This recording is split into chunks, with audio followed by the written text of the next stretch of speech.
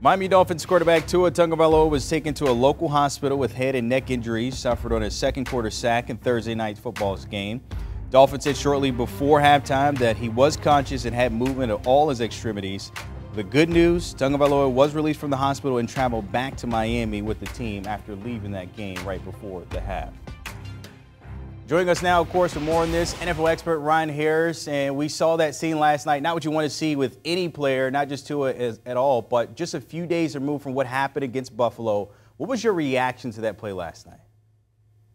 Just violent, vicious play. It's understandable in the game, but you just think immediately about Tua and his family. I mean, watching games with my wife, she'll always say, oh, their loved one has to be ready for that, to take care of that injury.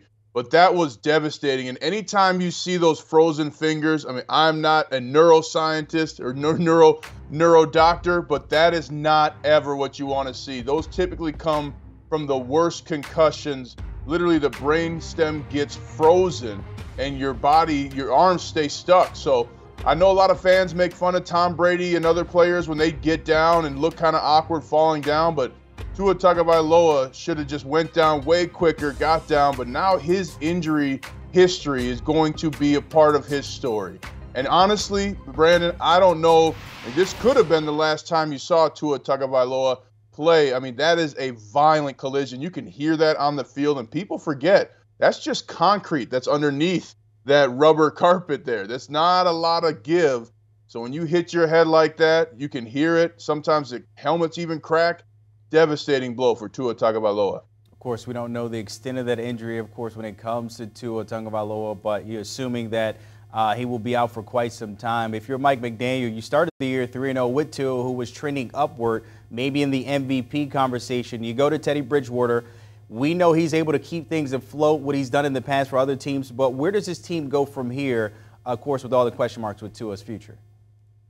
Well, it starts with Teddy Bridgewater, and first and foremost after that, Mike McDaniels, can you give him a playbook that's not for a left-handed quarterback? I don't know if people saw that a little bit last night either, but Teddy Bridgewater was trying to make the most happen, and I really think he kept his job as a backup quarterback now starting with that deep throw to Tyreek Hill late in the game. I mean, that was the throw that you needed to see if you were a Miami Dolphins fan, if you were a Miami Dolphins offensive staff player.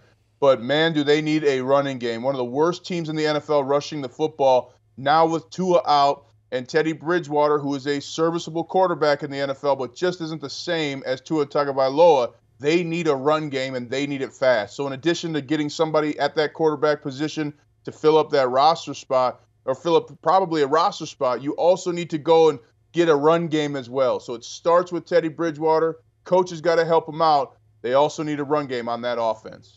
Passing for $193, also a touchdown and one interception in that loss. On the flip side, what does it say about the Bengals, the AFC champs from a season ago at 500? How crucial was this W to kind of keep their season alive? Because you can imagine 1-3 doesn't help their case. Well, huge win, and it's at home. That whiteout actually ended up looking pretty cool.